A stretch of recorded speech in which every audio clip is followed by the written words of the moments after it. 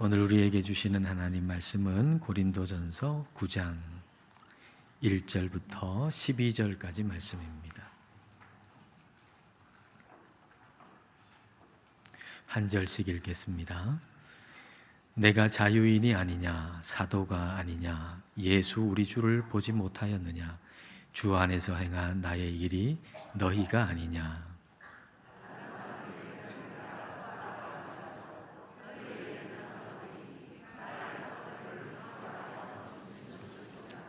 나를 비판하는 자들에게 변명할 것이 이것이니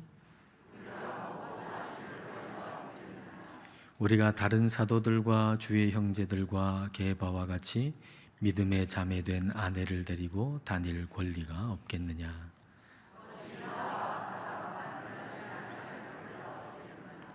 누가 자기 비용으로 군 복무를 하겠느냐. 누가 포도를 심고 그 열매를 먹지 않겠느냐.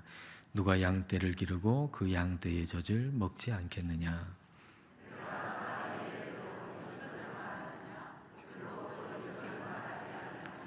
모세의 율법에 곡식을 밟아 떠는 소에게 망을 씌우지 말라 기록하였으니 하나님께서 어찌 소들을 위하여 염려하심이냐.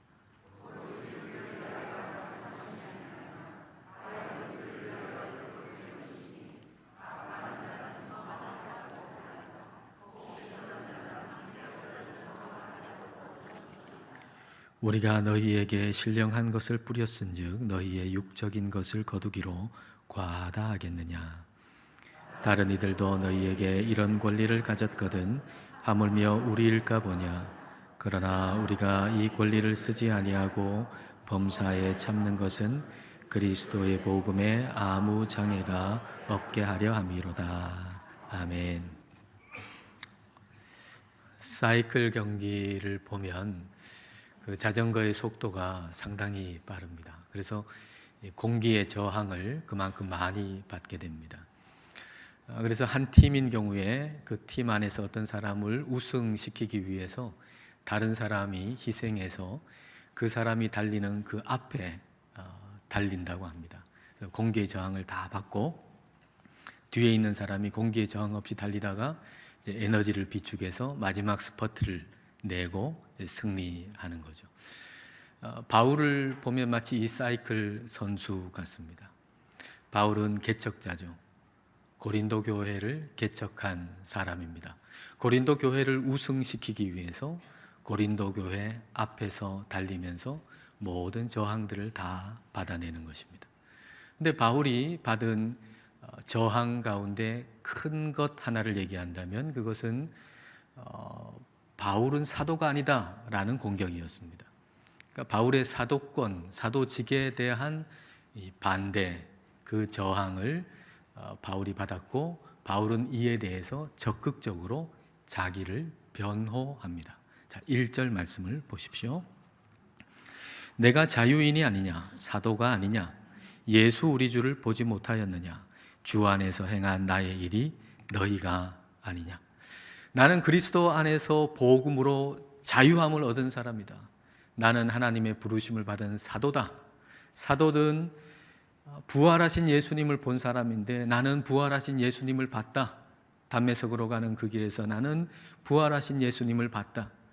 그리고 주 안에서 행한 일이 너희다. 즉 고린도 교회다. 내가 사도로 부르심을 받아가지고 우리 주님께서 열매를 주셨는데 그 열매가 다름 아닌 고린도 교회다. 이렇게 얘기를 하는 것이죠. 바울은 매우 적극적으로 자기 자신을 변호하고 있습니다. 만약에 바울이 자기만 조금 억울하고 끝날 일이면 이렇게까지 할 일이 없죠. 또 그럴 사람도 아니지요. 그러나 사도가 아니다. 바울이 사도가 아니다라고 하는 것은 사도라고 하는 건 아포스톨로스라고 하는 헬라어의 번역인데요. 이건 보냄을 받은 사람이라는 의미예요. 하나님으로부터 보냄을 받은 사람.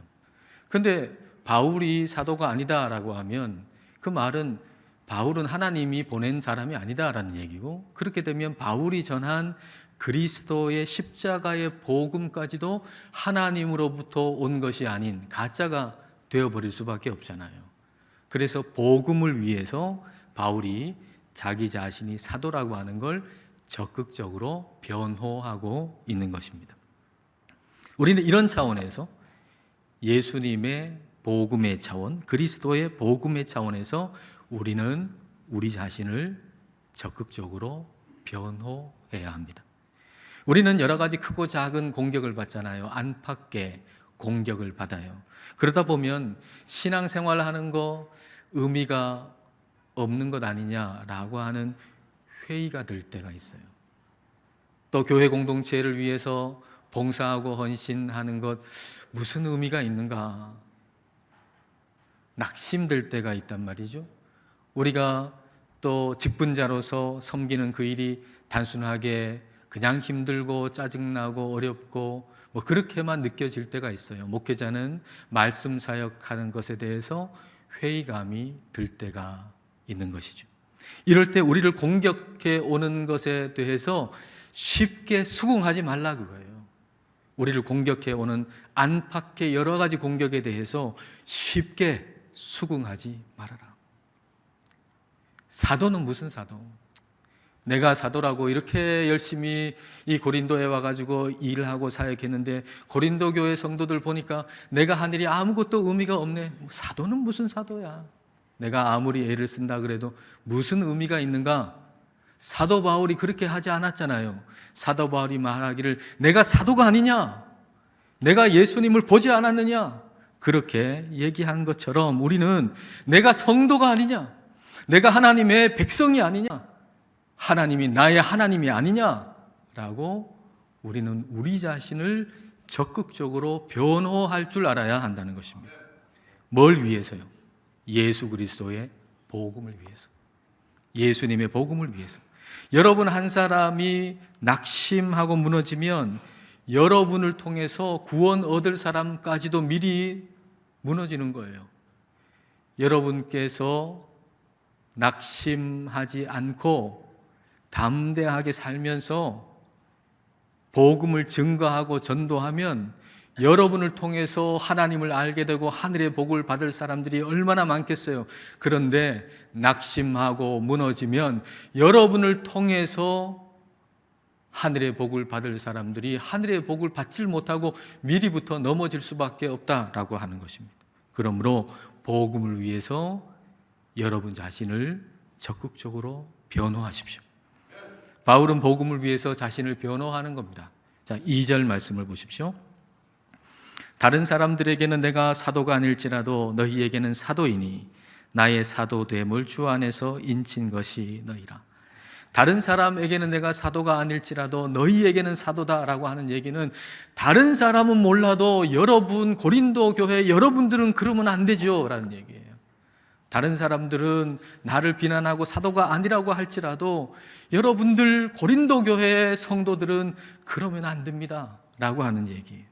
누군가가 바울에 대해서 좋지 않은 얘기를 합니다. 그럴 때 고린도 교회만큼은, 고린도 교회 성도만큼은 거기에 동조하지 않고 하나님을 신뢰하고 동시에 바울을 신뢰하면서 바울이 전하는 그 복음을 끝까지 붙들고 나가야 되는데 그렇지 아니하고 바울에 대해서 부정적인 얘기를 하는 것에 동조해서 같이 바울을 비난하는 고린도 교회 안에 성도가 있었다는 얘기인 거죠. 이럴 때 바울의 마음이 어땠을까요? 바울을 향한 것은 곧 하나님을 향한 것이다 라고 말할 수가 있을 텐데 바울의 마음 이전에 바울의 마음 속에 있는 성령 하나님의 마음이 어떠셨을까요? 고린도 교회 성도들의 마음이 바울로부터 멀어질 때 또 바울을 의심할 때 바울이 내가 사도가 아니냐라고 이야기했던 것처럼 우리의 마음이 하나님으로부터 멀어질 때 하나님을 신뢰하지 않게 될 때 그때 하나님은 우리를 향해서 내가 너의 하나님이 아니냐라고 말씀하실 것입니다. 교회에 대해서나 하나님에 대해서 부정적인 말 한마디 듣고 하나님에 대한 신뢰가 식어버리는 사람이 있어요. 세상에 무슨 매체나 뭐 어떤 사람에 대해서 어떤 사람이 하나님이나 교회에 대해서 부정적인 얘기 한마디 해요. 그 얘기 딱 듣고 나서 그 다음에 하나님에 대한 교회에 대한 마음이 그냥 식어버리는 그런 사람이 있어요. 혹시 여러분이 그렇지 않습니까? 여러분 인생에 낙담될 만한 어떤 일 한 가지를 놓고 그것 때문에 하나님을 향한 신뢰를 잃어버리시지 않으셨습니까? 지금 하나님이 너무 멀리 있다고 느껴지지는 않습니까? 예레미야 23장 23절 말씀을 같이 읽겠습니다. 여호와의 말씀이니라. 나는 가까운 데에 있는 하나님이요 먼 데에 있는 하나님은 아니냐. 이 맥락으로 보면 악한 사람이 악한 일을 하고 멀리 도망가는데 그 멀리 도망간다고 해가지고 거기에 하나님이 없냐? 여기만 하나님이 있고 저 멀리 도망간다고 해서 그 멀리에 거기에도 하나님 계신다. 그런 이야기인데요. 이 말씀을 좀 다른 측면에서 이렇게 표현해 볼 수도 있을 것입니다. 네가 가까이 계시다고 여길 때에만 너의 하나님이시고 멀리 있다고 느껴질 때는 너의 하나님이 아니냐? 네가 건강할 때 그때 너의 하나님이시고 네가 병들었을 때는 너의 하나님이 아니냐? 네가 성공했을 때 너의 하나님이고 네가 실패했을 때는 너의 하나님이 아니냐? 하나님의 일을 할 때 사람들이 인정해주고 칭찬해줄 때 그때 너의 하나님이고 사람들이 비난하고 의심할 때 그때에는 너의 하나님이 아니냐? 하나님은 우리가 어떤 처지에 있더라도 우리 편에 계시는 우리의 하나님이십니다. 여러분이 어떤 상황에 있더라도 하나님은 여러분의 하나님이신 것입니다. 고린도 교회 성도들이 이렇게 하나님을 신뢰하고 좀 그렇게 사도 바울을 존중하고 그 복음을 붙들고 끝까지 신앙생활을 하면 참 좋을 텐데 그렇지를 못했던 것이죠. 그래서 바울은 복음을 위해서 자신을 변호하는 것입니다. 자, 3절부터 5절을 보겠습니다. 나를 비판하는 자들에게 변명할 것이 이것이니 변호할 것이 이것이니 우리가 먹고 마실 권리가 없겠느냐? 우리가 다른 사도들과 주의 형제들과 게바와 같이 믿음의 자매된 아내를 데리고 다닐 권리가 없겠느냐? 나를 비판하는 자들에게 변호한다. 사도 바울 자신을 비판하는 자들에게 내가 나를 변호한다라고 하면서 하는 얘기가 우리가 먹고 마실 권리가 없겠느냐 그렇게 얘기합니다. 그래서 다시 말하면 우리가 고린도 교회로부터 재정 지원을 받아서 사역할 권리가 있다라는 얘기예요. 우리가 하나님의 일을 할 때 고린도 교회에서 재정 지원을 받아서 사역할 권리가 있다는 얘기죠. 다른 사도들도 그렇게 했고 주의 형제들도 그렇게 했다는 거예요. 그리고 게바를 다시 또 언급하죠. 게바, 베드로는 자기의 아내를 데리고 사역을 하러 다니면서 사역을 했는데 그는 그렇게 재정 지원을 받아서 사역을 한다. 그런 얘기를 지금 하고 있는 겁니다. 근데 사도들 얘기를 먼저 했잖아요. 사도들. 그럼 사도들 안에는 베드로가 포함되어 있잖아요. 근데 사도들 먼저 얘기한 다음에 베드로가 거기에 다 포함되어 있는데 그럼에도 불구하고 게바, 베드로를 다시 끄집어내가지고 베드로에 대해서 지금 얘기를 하고 있는데 이것에 대해서 어떤 이는 바울의 사도직을 의심한 많은 사람들이 게바파에 속한 사람이었을 것이다 이렇게 얘기를 합니다. 여러분 아시다시피 고린도 교회는 여러 파로 나뉘어져 있었잖아요. 바울파, 아볼로파, 게바파 이렇게 나뉘어져 있었는데 그 중에 게바파에 속한 사람들 중에 많은 사람들이 이 바울의 사도직을 의심하고 비판했던 사람들이 거기에 많이 있었을 것이다 라고 보는 거죠. 교회가 분열되면 이런 일이 일어나는 거예요. 교회가 자꾸 여러 갈래로 분열되면 이와 같은 문제가 발생해요. 더 많은 오해가 생기는 거죠. 더 많은 오해가, 더 많은 비난이 좋은 점까지도 좋지 않은 점으로 둔갑시켜 버릴 수가 있는 거죠. 여러분 바울은 텐트 메이커 아닙니까? 자기가 이 천막 만드는 일을 하면서 거기서 수입을 올리고 그걸 가지고 사역을 하는데 썼어요. 그리고 고린도 교회의 재정 지원을 받지 않고 그렇게 사역을 했단 말이죠. 근데 이걸 가지고 어떻게 얘기했느냐라고 하면 바울이 사도라면 재정 지원 받고 사역했을 텐데 바울이 사도가 아니기 때문에 재정 지원 안 받는 거다 이렇게 얘기를 하는 거예요. 여러분 자기가 재정 지원 받지 않고 그렇게 자비량으로 일한다 그러면은 얼마나 칭찬할 일입니까? 얼마나 존경할 일입니까? 근데 그 존경할 만한 일을 가지고서 오히려 반대로 바꿔버리는 거예요. 비난한 일로. 저 사람이 사도라면 지원받고 일할 텐데 사도가 아니기 때문에 저렇게 하는 거다라고 이야기하는 거죠. 한번 왜곡된 시선으로 보면 계속해서 왜곡된 시선으로 볼 수밖에 없어요. 이게 사람의 마음이에요. 한번 어떤 사람을 삐딱하게 보고 나면 그 다음에는 좋은 점, 칭찬할 만한 점, 존경할 만한 점까지도 비난하는 것으로 바뀌어버리는 게 이 사람의 마음인 거예요. 자, 이렇게 한번 생각해 본다면 바울이 이 편지를 쓸 때 자기를 비난하는 성도들의 얼굴이 떠올랐을 것입니다. 그랬으니 얼마나 분노가 일어났을까? 이런 생각 한번 해볼 수가 있겠죠. 여러분 어떻게 생각하시나요? 바울이 지금 이 편지를 쓸 때, 이 글을 쓸 때 자기의 사도직에 대해서 반대하는 사람들, 또 자신을 비난하는 사람들, 부정적인 평가를 하는 사람들이 떠올랐을 텐데 그 사람들에 대해서 분노가 일어나고 미움의 감정이 가득해가지고 이 글을 썼다고 여러분 생각하시나요?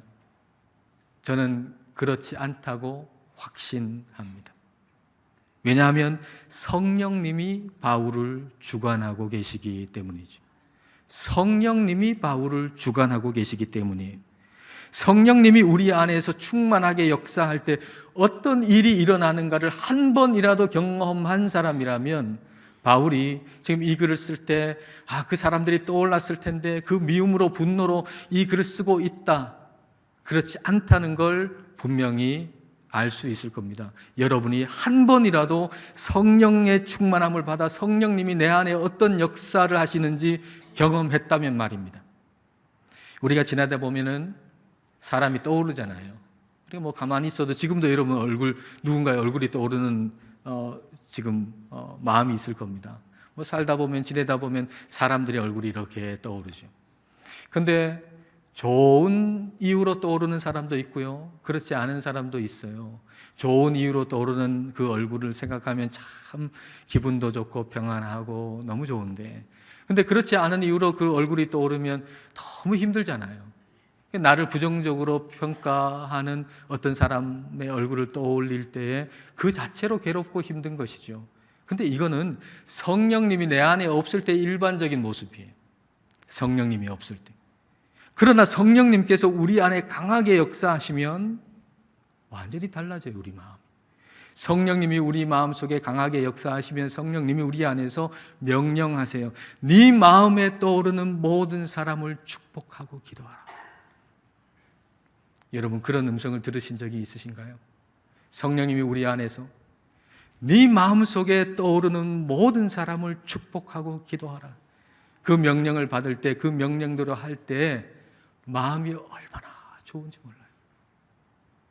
좋은 이유로 떠오르는 사람도 있고 그렇지 않은 사람도 있지만 마음속에 떠오르는 모든 사람을 축복하면서 기도할 때 그때 마음이 얼마나 행복하고 얼마나 좋은지 몰라요. 그게 우리가 복을 받은 거예요.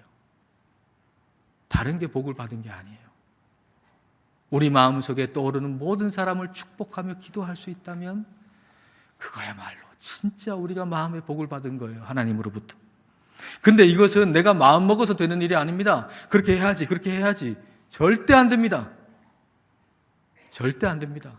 성령님이 내 안에 와서 명령해 주셔야 됩니다. 그냥 성경만 읽어서도 안 됩니다. 성령님이 내 안에서 그 말씀을 해 주셔야 됩니다.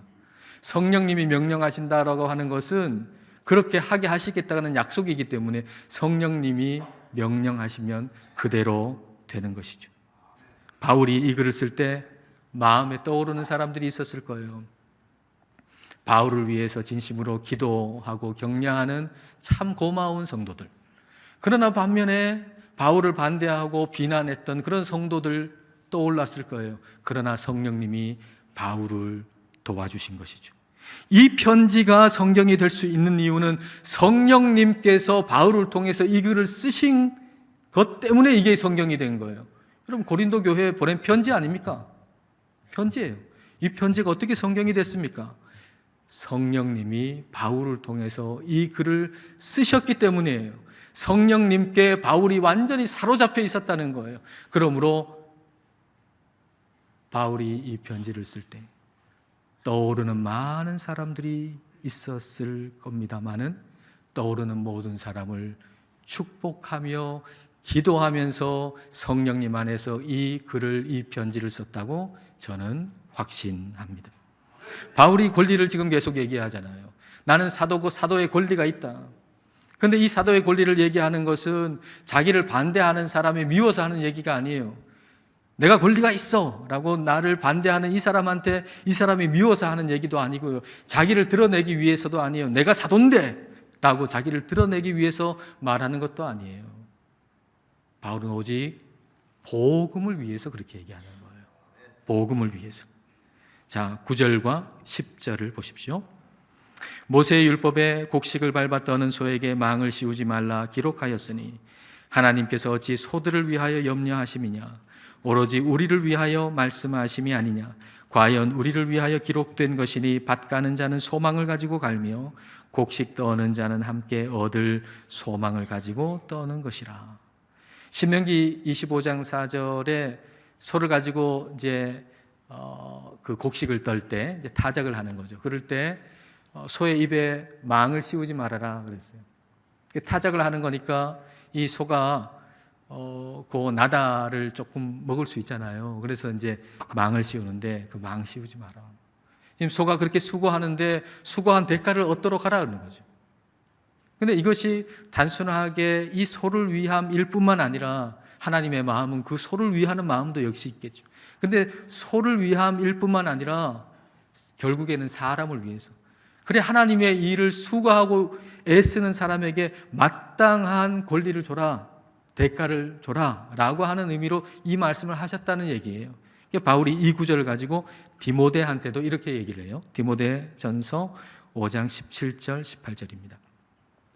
잘 다스리는 장로들은 배나 존경할 자라 할되 말씀과 가르침에 수고하는 이들에게는 더욱 그리할 것이니라. 성경에 일러스되 곡식을 밟아 떠는 소의 입에 망을 씌우지 말라 하였고 또 일꾼이 그 삭슬 받는 것은 마땅하다 하였느니라. 여러분, 바울이 지금 이렇게 얘기하는 거, 오늘 본문과 이 디모데전서의 말씀을 이렇게 볼 때 바울은 정말 복음 중심적인 사람이라는 거예요. 바울은 자기 중심적인 사람이 아니에요. 만일 바울이 자기 중심적인 사람이라면 어떻게 얘기하겠습니까? 나는 무보수로 하나님의 일을 한다. 그러므로 돈 받고 일하는 사람들 다 가짜다. 이렇게 얘기했겠죠. 자기를 돋보이게 만들고 내가 이렇게 하니까 그렇지 않은 사람들은 다 가짜다 이렇게 얘기했을 텐데 바울은 그렇게 얘기를 하지 않았어요. 하나님의 일을 하는 사람, 말씀을 증거하는 사람, 마땅히 대가를 받고 복음을 위해서 복음에 집중하기 위해서 그가 재정적인 지원을 받아 말씀에 집중하는 것이 옳다. 말씀이 그렇게 이야기하고 있다. 그렇게 바울은 말하고 있는 거죠. 이미 세워진 교회 2대, 3대, 4대 목회자가 부임을 한 경우에 재정적인 것이 안정이 돼 있을 경우에 그때 말씀에 집중하기 위해 말씀사에게 집중하기 위해서 교회가 재정 지원을 하는 것이 복음에 더 유익할 것입니다. 근데 그 당시를 한번 생각해 보면 베드로같이 유대인들은 하나님을 아는 사람 아니에요. 그리고 성경을 아는 사람들이에요. 그들에게 사역을 하는 거하고 바울처럼 하나님도 모르는 우상 섬기는 이방인들에게 개척 선교를 하는 건 좀 다르잖아요. 그래서 바울이 스스로 생각하기를 나는 이 개척하는 교회로부터 재정 지원 받지 않고 사역하는 것이 복음에 장애를 주지 않고 유익하겠다 생각하고 그렇게 결단하고 그렇게 사역을 한 것입니다. 자, 11절과 12절 보겠습니다. 우리가 너희에게 신령한 것을 뿌렸은즉 너희의 육적인 것을 어떤 재정적인 지원, 물질적인 지원이죠. 그걸 거두기로 과하다 하겠느냐. 다른 이들도 너희에게 이런 권리를 가졌거든 하물며 우리 일까 보냐. 그러나 자, 우리가부터 같이 읽을까요? 우리가 이 권리를 쓰지 아니하고 범사에 참는 것은 그리스도의 복음에 아무 장애가 없게 하려 함이로다. 바울이 고린도 교회로부터 재정 지원 받지 않고 사역한 건 이유가 딱 한 가지입니다. 다른 이유 없습니다.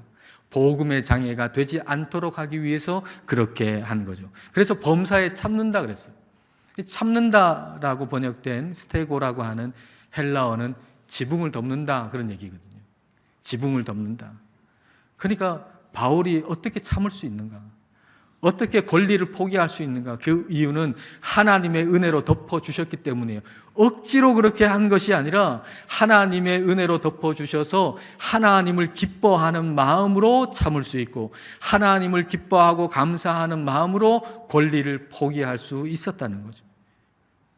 우리 역시도 복음의 장애가 되지 않도록 권리를 포기해야 할 때가 있을 겁니다. 저와 여러분도 말이죠. 뭐 어디에서건 복음의 장애가 되지 않도록 내가 마땅히 누릴 수 있는 권리지만 그것을 포기해야 할 때가 있을 겁니다. 그럴 때 우리는 그걸 기뻐서 해야 합니다. 하나님을 기뻐하면서 해야 됩니다. 억지로 해서는 안 됩니다. 또한 사람들이 알아주기를 바라면서 해서도 안 됩니다. 내가 이렇게 하면 사람들이 나를 더 존경하겠지. 그렇게 생각하고 해서는 안 된다는 겁니다. 만약에 바울이 사람들이 나를 더 인정해 줄 거야 라고 생각하면서 자기의 권리를 포기했다면 바울은 이중적인 고통을 얻었겠죠. 왜냐하면 바울이 자기의 권리인데 마땅히 얻어서 뭐 그걸 권리를 누린다고 해가지고 누가 뭐라 할 사람 없는데 그걸 포기했어요. 근데 사람들이 이거로 말미암아 나를 칭찬해 주리라 생각했다면 그게 아니었잖아요. 사람들이 어떻게 생각했습니까? 어떻게 말했습니까? 바울 저 사람 저거 지금 재정 지원 받지 않고 일하는 거 보니까 저 사람 사도 아니네 그랬잖아요. 그러니까 자기의 권리를 누리지 못해서 억울하고 그리고 그것 때문에 칭찬받는 게 아니고 오히려 사람들의 오해를 받고 업신여김을 당해서 또 억울하고 이중적인 억울함을 당할 수밖에 없었겠죠. 그러나 바울의 이 권리를 포기한 것은 사람들의 칭찬을 받기 위한 게 아니에요. 오직 복음의 장애가 없게 하기 위해 복음을 위해 그렇게 한 것이죠. 그의 초점은 그리스도의 복음에 있었어요. 그래서 사람들의 부정적인 평가에도 흔들리지 않았던 것이죠. 그의 초점이 그리스도의 복음에 있었기 때문에 사람들이 부정적인 평가를 하는데도 흔들리지 않았다는 겁니다. 여러분, 우리가 초점을 내 이득, 사람들이 나를 향한 평판 여기에 둔다면 내 이득이 무너지고 내 평판이 무너질 때 나 자신도 무너질 수밖에 없는 거예요. 그러나 우리가 그리스도의 복음에 초점을 맞추고 살면 내 이득이 무너지더라도 내가 실패하더라도 사람들이 나를 의심하고 비난하고 좋은 평가를 내가 받지 못하더라도 결코 우리의 존재의 가치는 흔들리지 않아요. 여러분이 혹 실패했을지라도 여러분이 하는 일이 지금 잘 안 된다고 할지라도 그리스도의 복음 안에서 여러분은 여전히 가치 있는 존재입니다. 여러분을 향해서 누가 비난하는 얘기를 하고 의심하고 좋지 않은 평판을 내어 뱉는다고 할지라도 여러분은 그리스도의 복음 안에서 여전히 가치 있는 존재입니다. 여러분, 저와 여러분의 가치의 기반은 오직 예수 그리스도의 복음입니다. 우리의 이득도 아니요, 성공도 아니요, 좋은 평판도 아닙니다. 오직 그리스도의 복음이 우리의 가치의 기반입니다. 복음 중심의 삶을 살아가는 저와 여러분 되시기를 축복합니다. 기도하겠습니다. 이 시간 기도하실 때 그리스도의 복음에 기반하여 살게 해달라고 기도합시다. 내 이득, 내 성공, 내 평판에 기반하여 살다가 그것들이 흔들릴 때 내 존재까지도 흔들리는 삶이 아니라 그리스도의 복음에 기반함으로 모든 것이 흔들려도 복음 안에서 내 존재의 가치가 흔들리지 않는 삶을 살기를 기도합시다. 신앙생활 하는 것에 대해서 회의가 들 때, 교회를 섬기는 것에 대해서 낙심하게 되고 피곤하게만 여겨질 때, 성령님 안에서 바울이 그랬던 것처럼 내가 구원받은 하나님의 자녀가 아니냐, 하나님이 여전히 나의 하나님이 아니냐 하면서 우리 자신을 적극적으로 변호하게 해달라고 기도합시다. 그리하여 우리가 그리스도의 복음 안에서 든든히 설 뿐만 아니라 우리를 통해서 복음을 듣게 될 사람들도 하늘의 복을 받게 해달라고 이 시간 함께 기도하시겠습니다.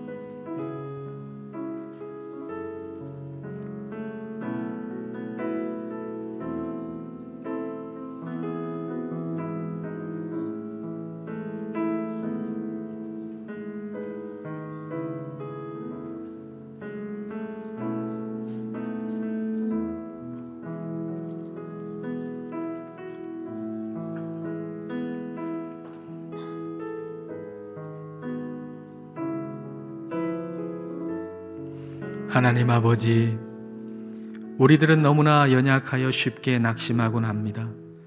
작은 일로 신앙생활의 회의를 느끼기도 하고, 사람들에게서 좋지 않은 평가를 받을 때에는 교회를 섬기는 귀한 일도 무의미하고 힘들고 피곤하게만 느껴질 때도 있습니다.